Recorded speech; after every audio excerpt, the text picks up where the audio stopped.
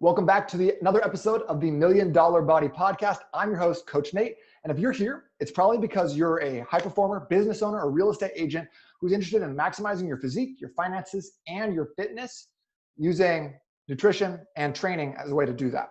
If you're not part of the Facebook community already, definitely go to n8trainingsystems.com/group. So you can join. That's where we stream our podcast episodes live every Monday afternoon. And you can join in and ask questions. We have a ton of free resources available. Anything that you need, please let me know as well. Again, go to n8trainingsystems.com/group to jump in there. If you're already in the group watching live, drop some questions, drop some comments. Let me know if there's anything that I need to cover or you'd like to see a little bit more of. So now that you're here today, we're going to talk about supplements. First thing though, one thing I love to do in the $1 Million Body group is give shout outs to the people who have been absolutely killing it right now. So I want to shout out my guy, Ryan Geiger. He is a absolute monster when it comes to his consistency. Not only has he been dropping pant sizes and just filling out his upper body with muscle, dropping inches in the waistline over the last few months, but I love watching his progress and just seeing that consistent progress over time. Got to give a shout out to Scott Spagnola as well. Scott's only been working with me a couple of weeks now. We've dropped a whole pant size and we're continuing to dial it in. So absolutely want to just shout those two dudes out. You guys are crushing it. Let's go.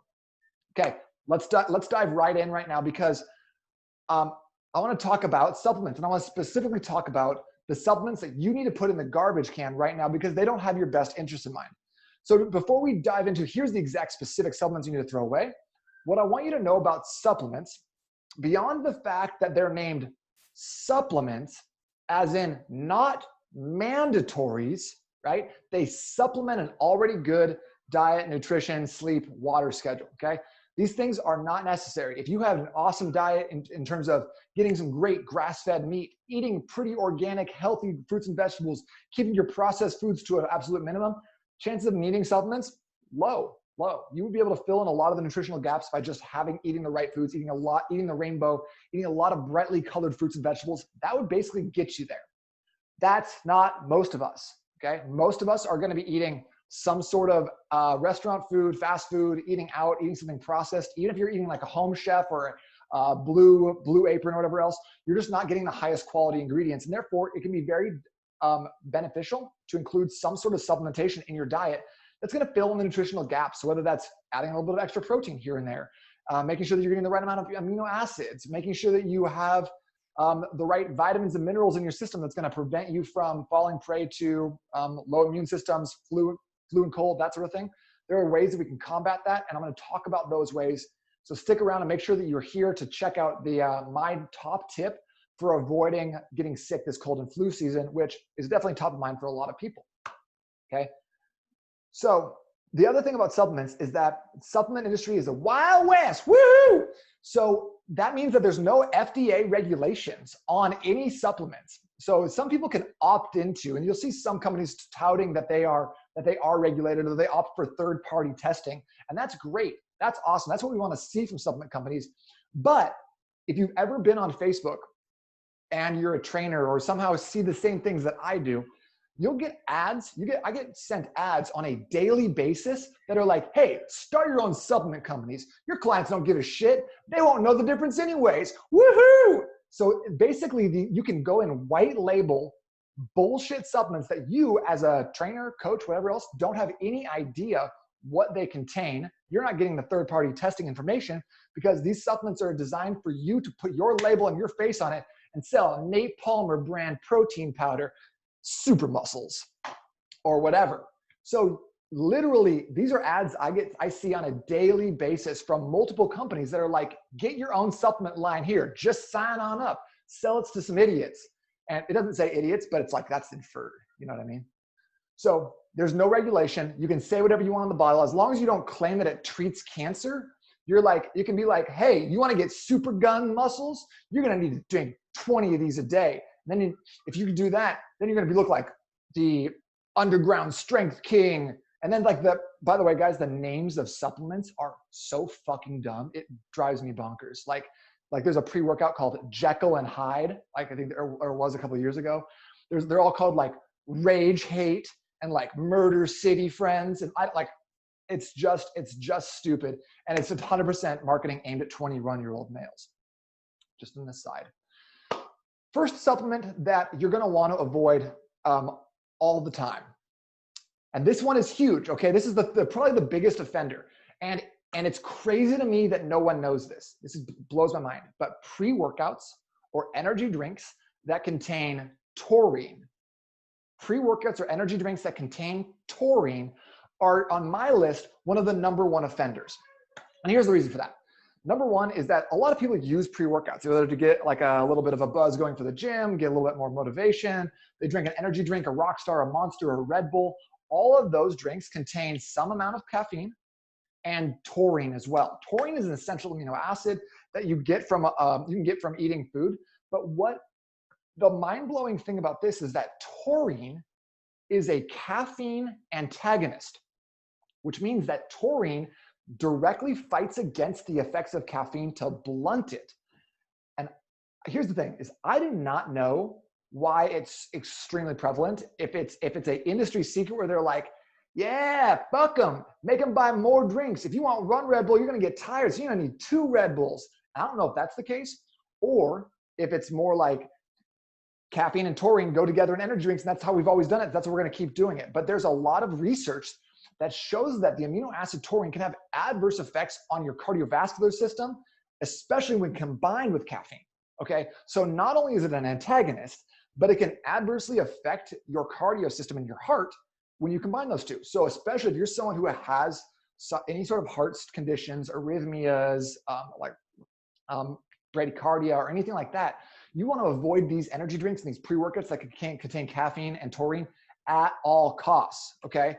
So when you check the ingredients, just check, because all of them are going to have caffeine. They might not say caffeine. They might say green tea extract. They might say something along those lines. But check for taurine. And if it says taurine, dump that shit out, okay? Get rid of it. We don't need that because it's literally doing the opposite of what we want. So there's several journal articles that I can cite here or I can show in the comments, because a lot of people won't believe me. They say, how are you going to know better than all the supplement companies that have been putting out Bang Energy and Rockstar and all these things forever? What do you know that they don't? Well, I just know what I've read in some of the research articles. So I'm happy to share those with you if this is something that's interesting to you. So the other thing was that when compared to a caffeine only beverage, just a coffee or some other type of pre-workout that only has caffeine and no taurine, there was really no impact on people with heart conditions whatsoever. Also in this study, it showed that there was in a lot of cases, there was an irregular heart rhythm that would come out 2 hours after consuming an energy drink containing caffeine and taurine. So it's literally as you start falling off that buzz train, that 90-minute mark, whatever, which again is an effect of the taurine in there because it's kind of blunting the effects of caffeine, bringing you back down. You start getting irregular heart patterns in a lot of people. And in this case, it wasn't like they tested it on a bunch of 72-year-old idiots. No, these tested it on 18-year-old healthy people who have been trained in the past, who have gone through training. They're not untrained participants, which is a big flaw in a lot of these studies where they're like, here, we tested them on a bunch of geriatrics and who knows how it goes. But these are trained individuals who are young and shouldn't have irregular heart rhythms. So for best performance results, skip the taurine in your energy drink or your pre-workout. Okay, period, throw it out. Next, #2, dump this in the garbage right now, your test boosters, your testosterone boosters, especially your over-the-counter testosterone boosters. Okay, so there's a lot of things in this. You'll see stuff like zinc, quercetin, grapeseed extract, DHEA.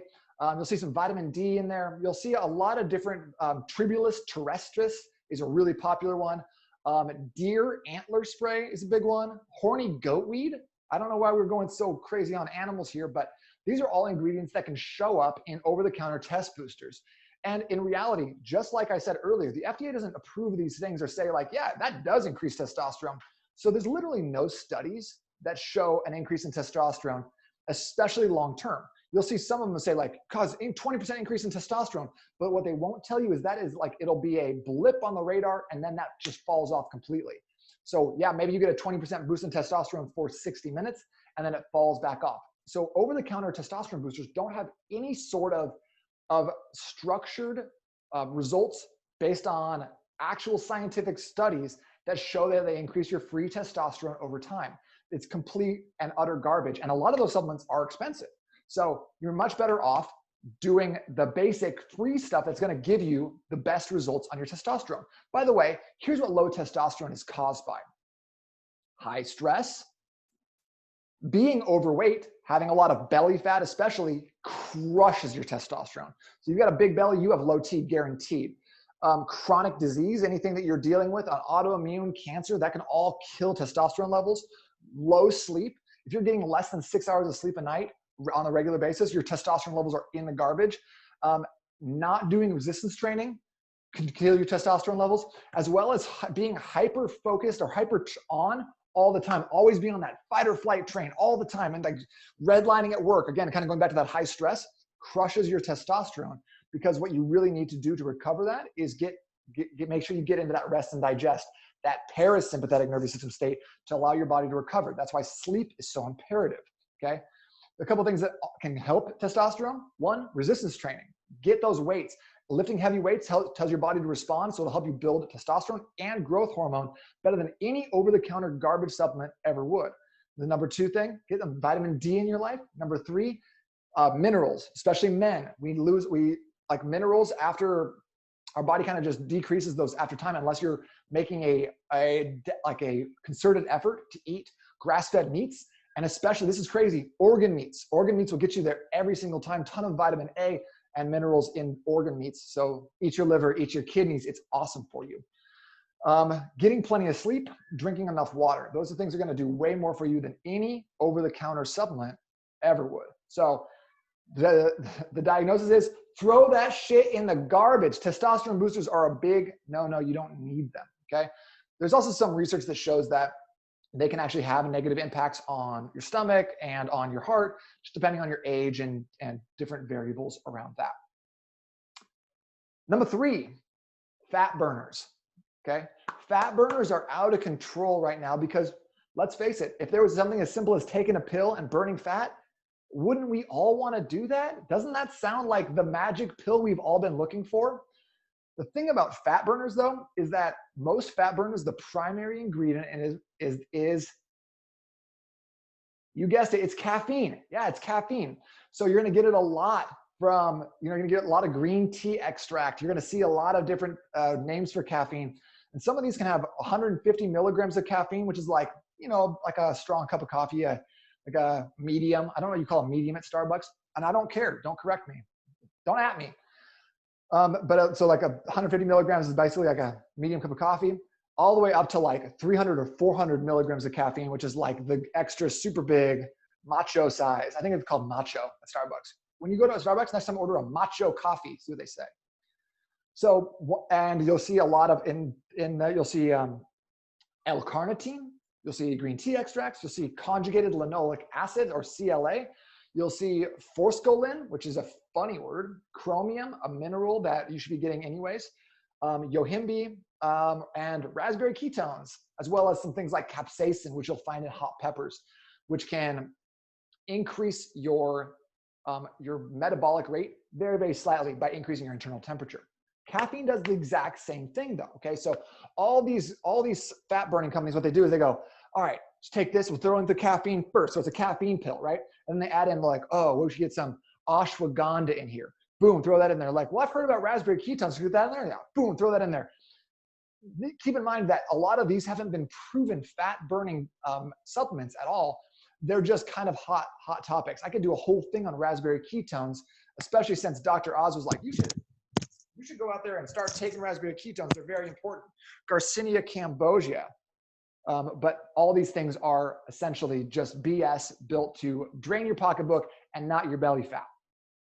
So what we should do instead is just have a cup of coffee. Like if you're really trying to increase your metabolic burn, because having 150 milligrams of caffeine or having like 300-ish milligrams of caffeine, like a big cup of coffee, that can increase your calorie burn by like 150 calories every day, just by elevating your heart rate a little bit, increasing your internal temperature.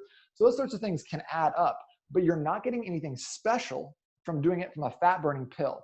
So once again, fat burners, throw that shit in the trash, okay? Number four, okay, number four that you should throw away right now are carb blockers. And I've been hearing a lot more about carb blockers recently because a lot of people are wising up to the fact that, okay, fat burners don't work. If they worked, then everyone would be walking around super ripped, right? So that they just don't work. But okay, what can we do instead? Well, how about we block the carbs that we're taking in? Let's tell our body to not absorb the carbs we're taking in. So what these carb blockers do is they shut down a good portion of the enzymes that our body uses to digest carbs. So you have a potato, you have a piece of bread, you're having something like that. It needs a specific enzyme in your stomach to break the carbs down. So the idea is, okay, well, let's get rid of those enzymes. So that way we eat the potato and we poop it out later. No harm, no foul, right? Minute on the lips, forever on the hips, no longer applies to us. Well, hold up, because everything that's too good to be true is usually just too good to be true, right? It doesn't work like that. So what happens instead is these enzymes, which have been shown to be shut down by 50 to 60%, it doesn't translate to 50 or 60% of carbs blocked.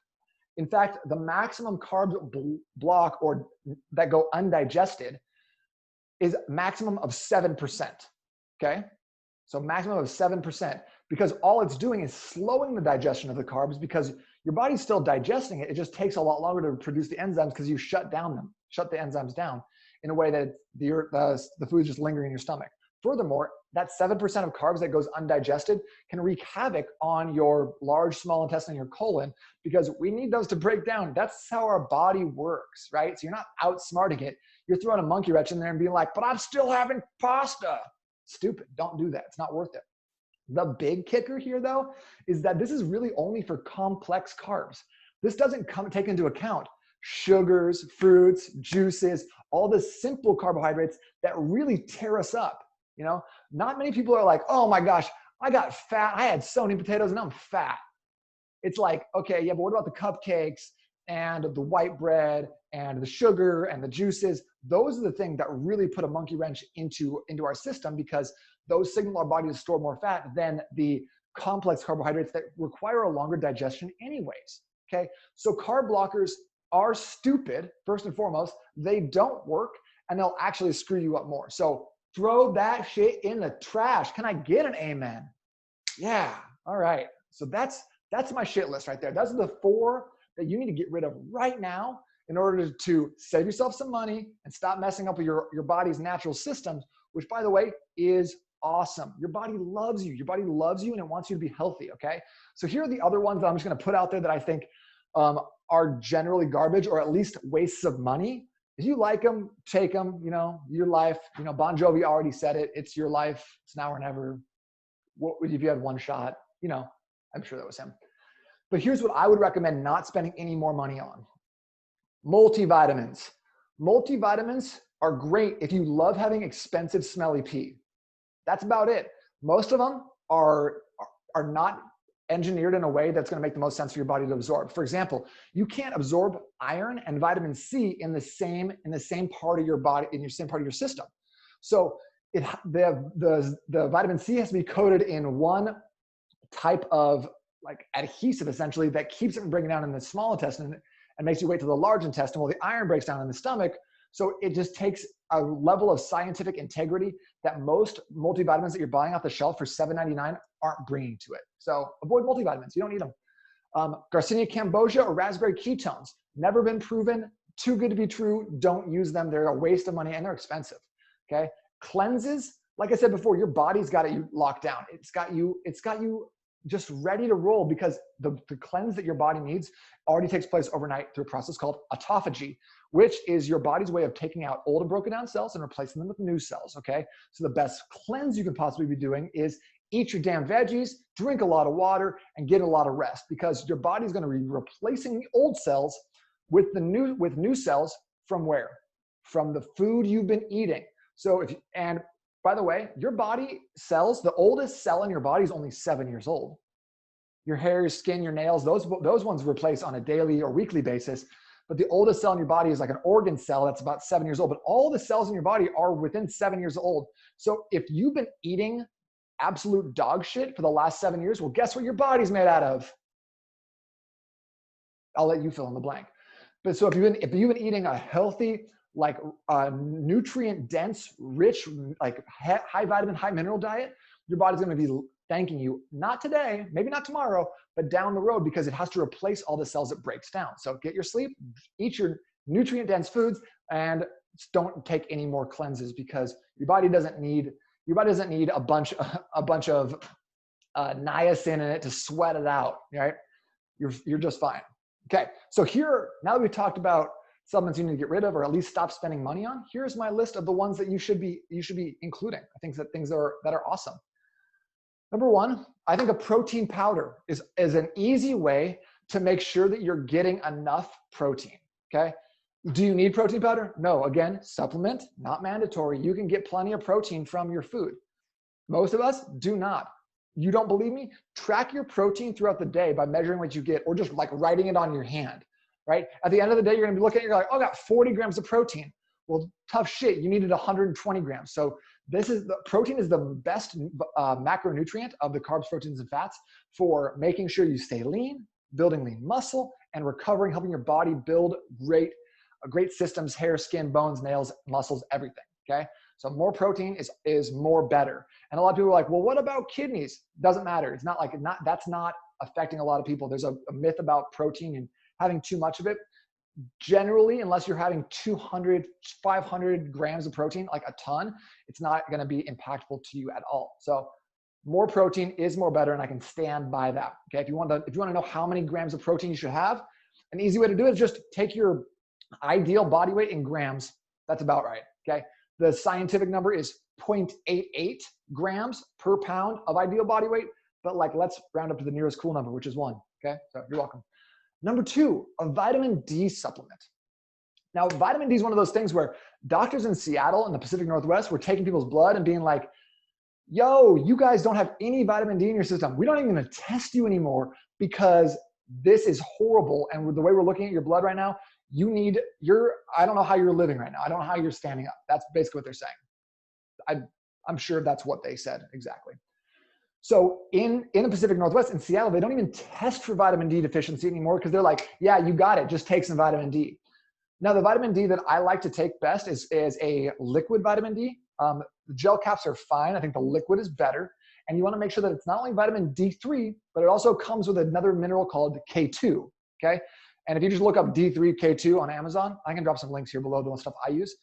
But what you'll find is that they come together a lot, especially with brands that are a little bit more cutting edge. The K2 is simply there to keep the vitamin D from pulling calcium out of your soft tissue, your muscles, or your bones, okay? So enough D3 over time could eventually lead to leaching from your bones, which is not what we were looking for when we're trying to supplement for health, right? So stay on top of that, just a little bit of K2, you're welcome. In terms of the protein, I know we already kind of skipped past that, but a whey protein isolate is the fastest absorbing, most bioavailable, which means your body can use more of it, and it has the best macronutrient ratios. You can find a whey protein isolate that has like 20 to 25 grams of protein with like 2 or less grams of carbs. For the plant-based protein people, unless you're vegan, just stop. You don't need to take plant-based protein. Number one, it's gross. It's gross.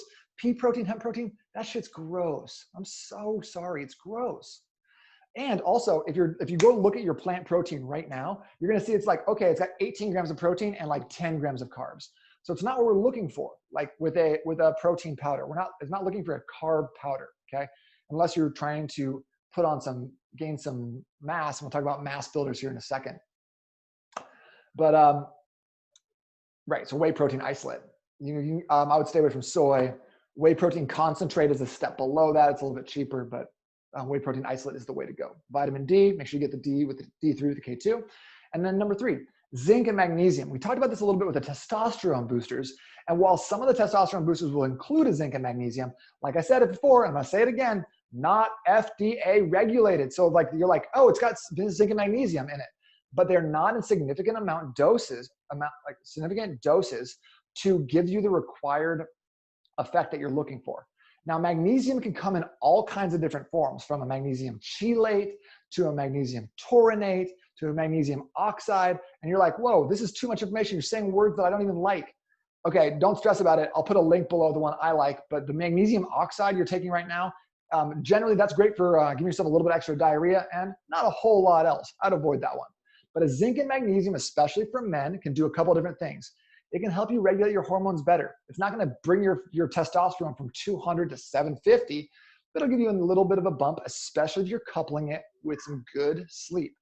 Zinc and magnesium is also awesome for helping you sleep deeper throughout the night. So if you're someone who gets up, racing mind, doesn't have problem falling asleep, but has trouble staying asleep, zinc and magnesium is for you. Take it before bed. It's awesome. And then the bonus here is going to be, here are the things that I think you should keep in your repertoire if you're already taking them or if you have specific goals. Okay, number one, creatine. Creatine is the most widely studied sports supplement of all time. So if you're like, but someone told me it's like steroids, it's not. Okay, it just helps your body generate ATP, adenosine triphosphate, which is basically the currency of your muscles. All right, so if you're in the gym and you're pushing weights around, it's going to help you take that 10 rep bench press to 12 reps. Creatine, that'll do that. That's about all. Okay, kind of cool. Helps you get a little bit more out of your workouts. Not the end all be all. Not a steroid. Not going to make or break. Take 5 grams a day. Don't load it like they say to. The reason they say that is because creatine's super cheap and they want you to use it faster. Okay, that's also the reason that people, when you go to Max Muscle, the skinny kid behind that counter walking around with imaginary lat syndrome is going to be like, bro, you need to get creatine tetrahydrate because it's more going to get in the cells and the muscles and it's better for your pecs. It's not the case. Creatine monohydrate is the cheapest supplement of all time. I can get like a 3-month supply for $11. It's so cheap. And it's been studied way more than any of these offshoots. And what other supplement companies will do is they'll take it and they'll put it in their pre-workouts, they'll put it in their recovery drinks, they'll put it in other things to create a proprietary blend, which just means that we don't have to tell you what's in this shit. We can just sell whatever. No, buy it. It's really good for you. Creatine monohydrate, it's all you need. It's easy, it's fast, it's good to go. Okay, it's cheap. Number 2, fish oil. Fish oil is awesome. It's if you can get this from actually eating salmon or taking cod liver oil, more power to you. But grabbing some fish oil is great for your skin, your hair, your bones, your eyes, your heart health. So many different things, because in our standard American diet, SAD, feel me? We get so many omega-6s, right? Omega-6s is not fish oil. Fish oil is omega-3s. In life, we want to have a 2-to-1 omega-3 to omega-6 ratio, okay? Omega-6 is a little bit more inflammatory. It causes inflammation throughout the body. In the standard American diet, check this out. Generally, people have a 1 to 50 omega-3 to omega-6, if not higher than that, 1 to 100 even, okay? Because we eat fast food. We're getting a lot of canola oil, corn oils, vegetable oils, a bunch of just shitty oils, which we're putting inside ourselves and being like, why don't I feel good? Well, it's because your body just reeks of inflammation because you eat fast food all the time. All right, so omega-3s are a great way of helping decrease inflammation and helping promote healthier skin, hair, bones, eyes, and just generally all the stuff that goes on behind the scenes. Not the sexiest pills, but they get the job done, and that's what we care about. And number 3, vitamin C stays on the list because vitamin C is has a couple of different effects. Number 1, it's great for immune boosting. Number 2, it can help keep your veins and your arteries more elastic. So preventing atherosclerosis or like clogs, different things that would require or that would lead to heart disease, which is a huge killer in the country. And thirdly, some new research just came out that showed when you combine a collagen protein and some vitamin C, you're actually going to get more out of both. So you're going to get more of the anti-inflammatory, immune boosting side of things, as well as helping the collagen build your muscles to be bigger and stronger and more functional than previously. So again, I got links to most of these claims that I've made today. And if you want any of them, please let me know because I can just post them in the notes. And if you want to know exactly what supplements that I'm taking, I can put some Amazon links here so you can check those out as well. If you have any other questions about supplements, about what you should be taking, or about what should I do before I even take supplements, because that's really the question we should be answering here. It's not about what supplements should I take until you have your sleep, your nutrition, and your workout schedule and your hydration dialed in. Supplements are kind of that 5th thing, right? If you're starting from the bottom and you're trying to get a lot better, a lot faster, yeah, sure, adding some supplements in can be great, but we want to make sure that our focus is on the big rocks, the big needle movers for us. And that's exactly what I listed. The things that are not sexy. How much walking are you doing? How much water are you getting? How much sleep are you getting? Those things, right? And I'm losing listeners. I can just feel myself losing listeners right now because everyone's like, yawn, fucking boring, bro, because we've heard this before. But I'm trying to explain, like, this is not sexy. There's no money in this advice. It's free and everyone can do it. Everyone can have these results, but we have to dial in these first things. I'll say one thing though about supplements. One thing I love about supplements is that they're specific. They'll say, take this 15 minutes before a workout, take this right before bed, take this with your breakfast. And they give us a little bit of structure and they put us in a health mindset throughout the day. So if you start off your day with a protein shake, taking some fish oil and some vitamin C, you're probably going to be more likely to make a healthy choice for lunch and hit your workouts in the afternoon than if you were like, I see those things, I'm going to ditch them, I'm not doing them right now. So that's one thing that I can think that supplements don't get a lot of credit for, is just helping us, again, like if we think about it in like columns, right? Here are the unhealthy choices I'm making today, and here are the healthy choices I'm making today. Especially if you can start your day off by putting 3 or 4 wins in that healthy column, you're more likely to stack it up, right? Build that momentum. So supplements can be great for that. If you have any other questions on supplements, on the precursors to supplements, on the things that you can be doing to get more out of the supplements you're taking, or your nutrition or fitness whatsoever, please don't hesitate to contact me. Make sure you're part of the $1 Million Body Facebook group. If you want to see those links, if you want to check out what we're doing inside the group, or if you want any more information on what you should or should not be taking. Once again, that group is n8trainingsystems.com/group will get you there. And I'm super excited to see you on the other side. Once again, guys, thanks for listening. Make sure to like us, subscribe to this, invite your friends to the group. And just remember, on a day-to-day basis, make sure that you choose the hard. Talk to you soon.